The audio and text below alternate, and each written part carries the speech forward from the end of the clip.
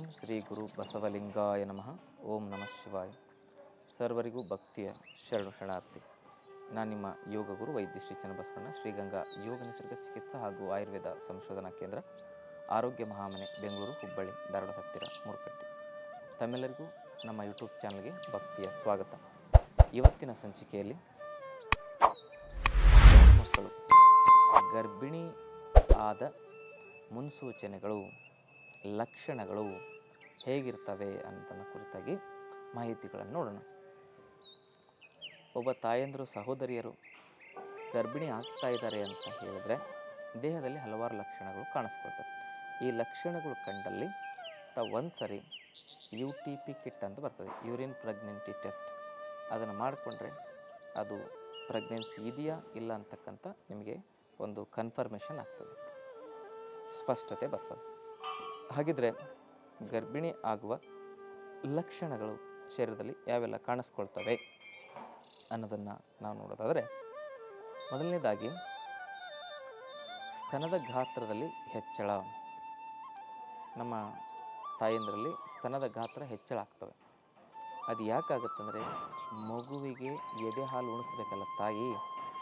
ನೋಡಿ, ಎಷ್ಟು ನ್ಯಾಚುರಲ್ ಆಗಿರ್ತಕ್ಕಂಥ ಪ್ರಕ್ರಿಯೆಯನ್ನು ದೇವರು ಈ ಶರೀರದಲ್ಲಿ ಮಾಡಿದ್ದಾನೆ ಅಂದರೆ, ಮಗು ಜನಿಸಿದ ತಕ್ಷಣ ತಾಯಿಯ ಎದೆಯಲ್ಲಿ ಹಾಲು ಬರೋಕ್ಕೆ ಶುರು ಆಗ್ತದೆ. ಎಷ್ಟು ನ್ಯಾಚುರಲ್ ಪ್ರಕ್ರಿಯೆ ನೋಡಿ. ಹಾಗೆಯೇ ತಾಯಿಯ ಗರ್ಭದಲ್ಲಿ ಮಗು ಹುಟ್ಟುತ್ತಾ ಇದೆ ಅಂದ ತಕ್ಷಣವೇ ತಾಯಿಯ ಸ್ತನದ ಗಾತ್ರ, ಎದೆಯ ಗಾತ್ರ ದೊಡ್ಡದಾಗ್ಲಿಕ್ಕೆ ಪ್ರಾರಂಭ ಆಗ್ತದೆ. ಎಷ್ಟು ವಿಸ್ಮಯಕಾರಿ ಅಲ್ವಾ? ಏನೂ ಇಲ್ಲದೆ ಇರತಕ್ಕಂಥ, ಏನೂ ಬರದೇ ಇರತಕ್ಕಂಥದ್ದು ಒಂದೇ ಸರಿಗೆ ಹಾಲು ಉತ್ಪತ್ತಿ ಆಗೋದಂದರೆ ಎಷ್ಟು ವಿಸ್ಮಯ ಅಲ್ವಾ ಮಗು ಜನಿಸಿದ ಮೇಲೆ. ಹಾಗೆಯೇ ಮಗು ಹೊಟ್ಟೆಯಲ್ಲಿ ಭ್ರೂಣವಾಗಿ ಒಂದು ಸಣ್ಣ ಜೀವಕೋಶ, ಎಷ್ಟಂದರೆ ಅದನ್ನು ಬರಿಗಣ್ಣಿಂದ ನೋಡೋಕ್ಕಾಗಲ್ಲ. ಒಂದು ಸಾಸಿವೆ ಕಾಳನ್ನು 1000 ಪಟ್ಟು ಭಾಗ ಮಾಡಿದಾಗ ಅದರ ಒಂದು ಭಾಗದಕ್ಕಿಂತಲೂ ಅಣುವಿಗೂ ಅಣು ಅಷ್ಟು ಚಿಕ್ಕ ಒಂದು ಭ್ರೂಣ ತಾಯಿಯ ಹೊಟ್ಟೆಯಲ್ಲಿ ಉತ್ಪತ್ತಿ ಆಗುವ ಒಂದು ಪೂರ್ವದಲ್ಲೇ, ಆಗುವ ಸಂದರ್ಭದಲ್ಲೇ ಅದು ಏನಾಗುತ್ತೆ ಅಂತ ಹೇಳಿದರೆ ಎದೆಯ ಗಾತ್ರ ಹೆಚ್ಚುತ್ತೆ. ಅಂದರೆ ಎಷ್ಟು ಸಂವೇದನಾಶೀಲವಾಗಿರ್ತಕ್ಕಂಥ ಶಕ್ತಿ ತಾಯಿಯ ಶರೀರದಲ್ಲಿದೆ ಅಂತಕ್ಕಂಥ ನಾವು ಗಮನಿಸಬೇಕು. ಇನ್ನು ಇದಾದ ಮೇಲೆ ಎರಡನೇ ಲಕ್ಷಣ ಅಂತ ಹೇಳಿದರೆ ತಾಯಿಗೆ ವಾಂತಿ ಹೆಚ್ಚಾಗ್ತಕ್ಕಂಥದ್ದು. ಯಾಕೆ ಅಂತ ಹೇಳಿದರೆ ಗರ್ಭಕೋಶ ದೊಡ್ಡದಾಗ್ತಾ ಇರ್ತದೆ. ಅಲ್ಲಿ ನಮ್ಮ ಅನ್ನನಾಳ ಆಗಿರ್ಬೋದು ಮತ್ತು ನಮ್ಮ ಜಠರಕ್ಕಾಗಿರ್ಬೋದು ಸ್ವಲ್ಪ ಒತ್ತಡ ಹೆಚ್ಚಾಗ್ತದೆ. ಡೈಜೆಸ್ಟಿವ್ ಸಿಸ್ಟಮ್ಗೆ ಸ್ವಲ್ಪ ಆ ಗರ್ಭ ಬೆಳೆಯೋ ಸಂದರ್ಭದಲ್ಲಿ ಏನಾಗ್ತದೆ, ಒತ್ತಡ ಹೆಚ್ಚಾದಾಗ ಅಲ್ಲಿ ಆ ಒಂದು ಆಸಿಡ್ ರಿಫ್ಲೆಕ್ಸ್ ಆಗುವ ಚಾನ್ಸಸ್ ಇರ್ತದೆ. ಅದರಿಂದ ಆ ಆಸಿಡ್ ರಿಫ್ಲೆಕ್ಸ್ ಆಗೋದ್ರಿಂದ ವಾಂತಿ ಹೆಚ್ಚಾಗ್ತದೆ. ಆಮೇಲೆ ಗರ್ಭದಲ್ಲಿ ಎಲ್ಲ ರಕ್ತವೂ ಕೂಡ ನಮ್ಮ ಗರ್ಭಕೋಶದಲ್ಲಿ, ತಾಯಂದಿರ ಗರ್ಭಕೋಶದಲ್ಲಿ ಆ ಒಂದು ಮಗುವಿನ ಬೆಳವಣಿಗೆಗಾಗಿ ಪ್ರವೇಶ ಮಾಡ್ತದೆ. ಹೆಚ್ಚು ಸರ್ಕ್ಯುಲೇಷನ್, ಬ್ಲಡ್ ಸರ್ಕ್ಯುಲೇಷನ್ ಗರ್ಭಕೋಶಕ್ಕೆ ಆಗಲಿಕ್ಕೆ ಪ್ರಾರಂಭ ಆಗುತ್ತೆ. ಆವಾಗ ಏನಾಗುತ್ತೆ ಅಂತ ಹೇಳಿದ್ರೆ ತಾಯಂದ್ರಲ್ಲಿ ಸುಸ್ತು, ನಿಶಕ್ತಿ ಕಾಣಿಸ್ಕೊಳ್ತದೆ. ಯಾಕಂದರೆ ಮಗುವಿನ ಆ ಒಂದು ಬೆಳವಣಿಗೆ ಆಗಬೇಕಲ್ಲ, ಅದಕ್ಕೆ ತಾಯಿ ಗರ್ಭದಲ್ಲಿ ಒಂದು ಅಣುವಿನ ರೂಪದಲ್ಲಿ ಜನಿಸ್ತಕ್ಕಂಥ ಒಂದು ಚಿಕ್ಕ ಜೀವಕೋಶವಾಗಿ ಜನಿಸ್ತಕ್ಕಂಥ ಆ ಮಗು ಪ್ರಾರಂಭದಲ್ಲಿಯೇ ಚೆನ್ನಾಗಿ ಅದು ಬೆಳವಣಿಗೆ ಆಗಬೇಕಂತೇಳಿ ಎಲ್ಲ ರಕ್ತ ಸಂಚಾರ, ಅದೇನಾದರೂ ಗರ್ಭ ನಿಂತರೆ ಎಲ್ಲ ರಕ್ತ ಸಂಚಾರ ಹೆಚ್ಚು ಗರ್ಭಕೋಶದ ಒಂದು ಒಳಗಾಗೋದ್ರಿಂದ ತಾಯಿಗೆ ಏನಾಗ್ತದೆ, ಬೇರೆ ಅಂಗಾಂಗಗಳಿಗೆ ರಕ್ತ ಸಂಚಾರದ ಕೊರತೆ ಉಂಟಾಗಿ ಸುಸ್ತು, ನಿಶಕ್ತಿ, ತಲೆ ಸುತ್ತುವ ಸಮಸ್ಯೆ ಎದುರಾಗ್ತವೆ. ಇದು ಕೂಡ ಗರ್ಭದಲ್ಲಿ ಭ್ರೂಣ ಬೆಳವಣಿಗೆ ಆಗ್ತಾಯಿದೆ, ಉತ್ಪತ್ತಿ ಆಗಿದೆ ಅನ್ನುವ ಲಕ್ಷಣ, ಪ್ರೆಗ್ನೆನ್ಸಿಯ ಲಕ್ಷಣ ಇದು ಕೂಡ ಹೌದು. ಸುಸ್ತು, ನಿಶಕ್ತಿ, ವಾಂತಿ ಬರೋದು. ಆಮೇಲೆ ಇನ್ನೊಂದು ಏನು ಅಂತ ಹೇಳಿದ್ರೆ, ಜನನೇಂದ್ರಿಯದಲ್ಲಿ, ವೆಜೈನಲ್ ಅಂತ ಏನು ಹೇಳ್ತಾರೆ, ಆ ಜನನೇಂದ್ರಿಯದಲ್ಲಿ ಏನಾಗ್ತದೆ ಅಂದರೆ ನೋವು ಕಾಣಿಸ್ಕೊಳ್ತದೆ ವಿಪರೀತವಾಗಿ. ಮತ್ತು ವೈಟ್ ಡಿಸ್ಚಾರ್ಜ್, ಶ್ವೇತ ಒಂದು ಪ್ರದರ ಅದಾಗಲಿಕ್ಕೆ ಪ್ರಾರಂಭ ಆಗ್ತದೆ, ಲಿಕ್ವಿಡ್ ಆಗಿ. ಅದ್ಯಾಕೆ ಅಂತ ಹೇಳಿದ್ರೆ ಗರ್ಭಕೋಶದ ಬೆಳವಣಿಗೆ ಪ್ರಾರಂಭವಾಗ್ತದೆ. ಹಾಗೂ ಅಲ್ಲಿ ಒಂದು ಓವೆರಿಸ್ಲಾಗಿರ್ಬೋದು ಮತ್ತು ಜನನೇಂದ್ರಿಯದಲ್ಲಾಗಿರ್ಬೋದು ಅದು ವಿಶೇಷವಾಗಿ ಮತ್ತು ಹೆರಿಗೆ ಆಗಲಿಕ್ಕೆ ಅದು ಪೂರ್ವ ಸಿದ್ಧತೆ ಆವಾಗಿಂದನೇ ಪ್ರಾರಂಭ ಆಗುತ್ತೆ. ಮಗು ಒಂದು ಜೀವಕೋಶವಾಗಿ ಬೆಳೆಯುವ ಸಂದರ್ಭದಲ್ಲಿ ಶರೀರದಲ್ಲಿ ಹಲವಾರು ಪ್ರಕ್ರಿಯೆಗಳು ಆವಾಗಿಂದನೇ ಪ್ರಾರಂಭ ಆಗ್ತವೆ.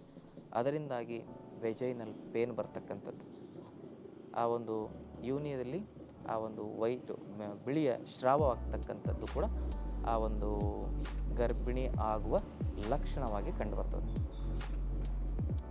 ಹಾಗೆಯೇ ಕೆಲವು ಜನ ತಾಯಂದಿರಲ್ಲಿ ಏನಾಗುತ್ತೆ ಅಂತ ಹೇಳಿದ್ರೆ, ಈ ಗರ್ಭಿಣಿ ಆಗಿರುವ ಲಕ್ಷಣ ಹೇಗೆ ಕಾಣಿಸ್ಕೊಳ್ತಂದರೆ, ಭಾಳ ಒಂಥರ ಮೂಡ್ ಸ್ವಿಂಗ್ ಆಗುತ್ತೆ, ಮೂಡ್ ಸ್ವಿಂಗ್ ಆಗ್ತಾ ಇರ್ತದೆ, ಒಂಥರ ಸ್ಟ್ರೆಸ್ಸು, ಒಂಥರ ಭಯ ಗಾಬರಿ ಆತಂಕ. ಯಾಕಂದರೆ ಆ ಹಾರ್ಮೋನುಗಳ ಚೇಂಜಸ್ಗಳು ಶರೀರದಲ್ಲಿ ಆ ಥರ ಆಗ್ತಾ ಇರ್ತದೆ. ಆ ಒಂದು ಪ್ರೊಜೆಸ್ಟೋರಾನ್ ಆಗಿರ್ಬೋದು, ಇಸ್ಟ್ರೋಜನ್ ಹಾರ್ಮೋನ್ ಆಗಿರ್ಬೋದು, ಅವೆಲ್ಲ ಬ್ಯಾಲೆನ್ಸ್ ಆಗಬೇಕು. ಇಸ್ಟ್ರೋಜನ್ ಹಾರ್ಮೋನಿನ ಪ್ರಮಾಣ ಏನಾಗಬೇಕು, ಅಲ್ಲಿ ಹೆಚ್ಚಾಗ್ತಾ ಹೋಗುತ್ತೆ. ಅದರ ಕಾರಣದಿಂದಾಗಿ ಅದರ ಒಂದು ಸ್ವಲ್ಪ ಒಂದು ಮೆದುಳು ಮತ್ತು ದೇಹಕ್ಕೆ ಸ್ವಲ್ಪ ಏನಾಗುತ್ತೆ, ಇಂಟರ್ ಕನೆಕ್ಷನ್ ಸ್ವಲ್ಪ ಏರುಪೇರಾದಾಗ ಸ್ವಲ್ಪ ಸ್ಟ್ರೆಸ್ಸು ಆಗ್ತಕ್ಕಂಥ ಒಂದು ಅಂಶಗಳು ಕೂಡ ತಾಯಿಯಂದರಲ್ಲಿ ಕಾಣಿಸ್ಕೊಳ್ತವೆ. ಇಂಥ ಇವೆಲ್ಲ ಲಕ್ಷಣಗಳು ಕಾಣಿಸ್ಕೊಂಡಿದ್ದಾವೆ ಅಂತೇಳಿದ್ರೆ, ತಾವು ವೈವಾಹಿಕ ಜೀವನದಲ್ಲಿ ದೈಹಿಕ ಸಂಪರ್ಕದಲ್ಲಿದ್ದೀರಾ ಅಂತೇಳಿದ್ರೆ, ತಾವು ಏನು ಮಾಡಬೇಕಂದ್ರೆ, ಒಂದು ತಿಂಗಳಾಗಿ ಅಟ್ಲೀಸ್ಟ್ ಒಂದು 8ರಿಂದ 10 ದಿನ ಮುಗಿದಿರಬೇಕು. ಒಂದು ತಿಂಗಳಾದ ತಕ್ಷಣ ಪರೀಕ್ಷೆ ಮಾಡಿಸ್ಬಾರ್ದು. ಕೆಲವೊಮ್ಮೆ ಏನಾಗುತ್ತೆ, ಅದು ಇನ್ವ್ಯಾಲಿಡ್ ಆಗಿ ಬರ್ತದೆ. ಆ ಒಂದು ತಿಂಗಳ ಆಗಿ ಒಂದು 10 ದಿವಸ ಆಗಿರಬೇಕು. ಆವಾಗ ಒಂದು ಯೂರಿನ್ ಪ್ರೆಗ್ನೆಂಟಿ ಟೆಸ್ಟನ್ನು ನೀವು ಮಾಡಿಕೊಂಡ್ರೆ ಅಲ್ಲಿ ಡಬಲ್ ಡಿಜಿಟ್ ಅಂತ ಇರ್ತದೆ. ಅದು ಬಂದರೆ ಏನಾಗ್ತದೆ, ನಿಮ್ಮ ಪ್ರೆಗ್ನೆನ್ಸಿ ಪಾಸಿಟಿವ್ ಅಂತ ಕನ್ಫರ್ಮೇಷನ್ ಆಗ್ತದೆ. ಇವೆಲ್ಲ ಆ ಒಂದು ಗರ್ಭಿಣಿ ಆಗುವ ಮುನ್ಸೂಚನೆಗಳು, ಗರ್ಭಿಣಿ ಆಗಿರುವ ಒಂದು ಮುನ್ಸೂಚನೆಗಳು. ಈ ಲಕ್ಷಣಗಳು ಕಂಡು ಬಂದರೆ ತಾವೇನಾದರೂ ಮಗುವಿಗೆ ಪ್ಲ್ಯಾನಿಂಗ್ ಮಾಡ್ತಾಯಿದ್ರೆ ತಾವು ತಕ್ಷಣ ಅದನ್ನು ಕನ್ಫರ್ಮ್ ಮಾಡಿಕೊಳ್ಬಹುದು. ಆದಮೇಲೆ ಈ ಮಾಹಿತಿ ಇಷ್ಟ ಆದರೆ ತಮ್ಮ ಬಂಧು ಮಿತ್ರರೊಂದಿಗೆ ಶೇರ್ ಮಾಡಿಕೊಳ್ಳಿ. ಜೊತೆಗೆ ತಾವಿನ್ನೂ ನಮ್ಮ ಚಾನಲ್ ಸಬ್ಸ್ಕ್ರೈಬ್ ಮಾಡ್ಕೊಂಡಿಲ್ಲ ಅಂದರೆ ದಯವಿಟ್ಟು ಸಬ್ಸ್ಕ್ರೈಬ್ ಮಾಡಿ. ಮತ್ತೊಂದು ಏನು ಹೇಳ್ತೇನೆ ಅಂದರೆ, ಈ ಗರ್ಭಿಣಿಯರಿಗೆ ಒಂದು ಕಿವಿ ಮಾತಂದರೆ, 7 ತಿಂಗಳು ಮುಗಿದು 8ನೇ ತಿಂಗಳಿಂದ 8-9 ತಿಂಗಳು 2 ತಿಂಗಳು ನಾವೊಂದು ಔಷಧಿ ಮಾಡಿದ್ದೇವೆ ನಾರ್ಮಲ್ ಹೆರಿಗೆಗಾಗಿ. ಅದು ಸಹಜ ಪ್ರಸವ ಘೃತ ಅಂಥೇಳಿ. ಸಹಜ ಪ್ರಸವ ಘೃತವನ್ನು ತಾವು ಸೇವನೆ ಮಾಡಿದ್ದಲ್ಲಿ ತಮಗೆ ನಾರ್ಮಲ್ ಹೆರಿಗೆ ಆಗುವ 95% ಚಾನ್ಸಸ್ ಇದೆ. ಭಾಳ ಅದ್ಭುತವಾಗಿ ನಾರ್ಮಲ್ ಹೆರಿಗೆ ಆಯ್ತಂದರೆ ಮಗುಗೂ ಒಳ್ಳೆಯದು, ತಾಯಂದಿರಿಗೂ ಒಳ್ಳೆಯದು. ಅದರ ಸದುಪಯೋಗವನ್ನು ತಾವು ಪಡ್ಕೊಳ್ಬೋದು. ಯಾಕಂದರೆ ಸಿಜರೇನ್ ಆಗಿರೋದ್ರಿಂದ ಸಿಜರೇನ್ ಆಗುವ ಮಕ್ಕಳಿಗೂ ಒಳ್ಳೆಯದಲ್ಲ, ಹಾಗೂ ತಾಯಂದಿರಿಗೂ ಕೂಡ ಒಳ್ಳೆಯದಲ್ಲ. ಇದನ್ನು ಕೂಡ ತಾವು ತಲೆಯಲ್ಲಿ ಇಟ್ಕೊಳ್ಳಿ ಅಂತಕ್ಕಂಥ ಮಾತನ್ನು ಹೇಳ್ತಾ ಇವತ್ತಿನ ಸಂಚಿಕೆಯನ್ನು ಮುಗಿಸ್ತಾ ಇದ್ದೇನೆ. ತಮ್ಮೆಲ್ಲರಿಗೂ ಭಕ್ತಿಯ ಶರಣಾರ್ಥಿ.